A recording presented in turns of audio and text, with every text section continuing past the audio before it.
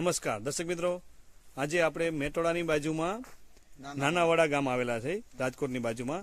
તો ત્યાં આપણા એક ખેડૂત મિત્રે આપણી નેટસપની જૈવિક રેન તો વાપરે છે, સાથે સાથે પશુપાલનને જે આપણે સીએફસી કરીને સીએફસી પ્લસ પાવડર આવે છે એ રેગ્યુલર આપવાથી જોરદાર એવો ફાયદો મળેલો છે. તો આપણે ખેડૂતના મુખ્ય સાંભળીએ. આપણું નામ શું છે? દિનેશભાઈ બાવાભાઈ પાંપર. દિનેશભાઈ બાવાભાઈ પાંપર. ને તમારું ગામ? નાનાવાડા. ને તમારો મોબાઈલ નંબર? 99 બરાબર. આ મોબાઈલ નંબર એટલે લે છે, કોઈને પૂછવું હોય તો પૂછી શકે છે, બરાબર ને? કારણ કે તમે ખેતીમાં રેગ્યુલર વાપરો છો, એમાં પણ રિઝલ્ટ છે. તો તમે આપણો પશુનો આહાર, તમારે ભેંસ છે, બરાબર ને?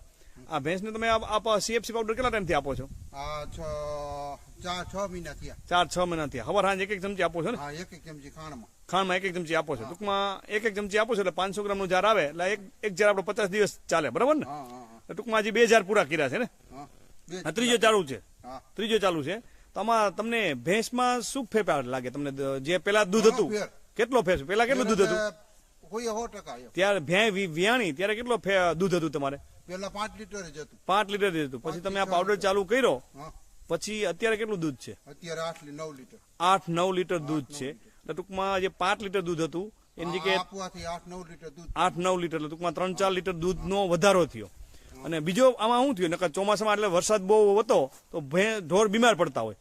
તો આમાં કઈ બીમારી આવી હતી? કઈ કોઈ બીમારી નહીં. કોઈ બીમારી નહીં. ડિલિવરી ટાણે કોઈ એને ધુવાણી નહીં, ધુવાડી કે કાંઈ નહોતું આપ્યું, કોઈ વસ્તુ નહીં. પણ તમે રેગ્યુલર પાવડર આપતા હતા એટલો બધો ફાયદો. પાવડર આપ્યો, ખાંડ ભેગું 1 ચમચી હવાના ભેગો જ. અત્યારે 8-9 લીટર દૂધ છે. દૂધ તમારું ગામમાં તમે ઘર જ આપો છો ને?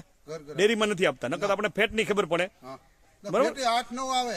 8-9 ફેટ તો હોય જ. હા. અને દૂધ કેટલા રૂપિયા લીટર જાય તમારું? મારે 60 રૂપિયા લીટર. 60 રૂપિયાનું લીટર તમારે ઘર દૂધ લઈ જાય છે, બરાબર ને?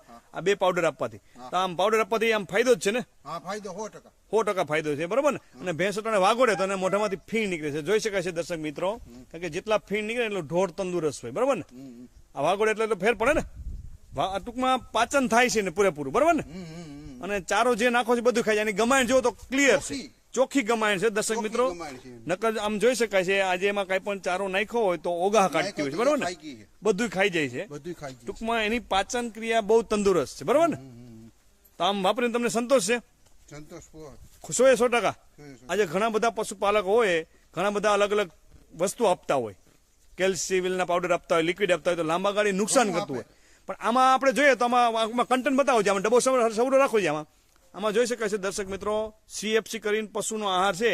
એમાં જોઈ તો 30 થી 40 પ્રકારના ઓહળિયા છે. આમાં સતાવરી પણ નાખેલું છે. અને આમાં જો તો મેથી 100 કિલો મેથી હોય એને ટેકનોલોજી દ્વારા 1 કિલોમાં કન્વર્ટ કરેલી, 100 કિલો મેથીને 1 કિલોમાં કન્વર્ટ કરેલી છે, એ પણ નાખેલું છે.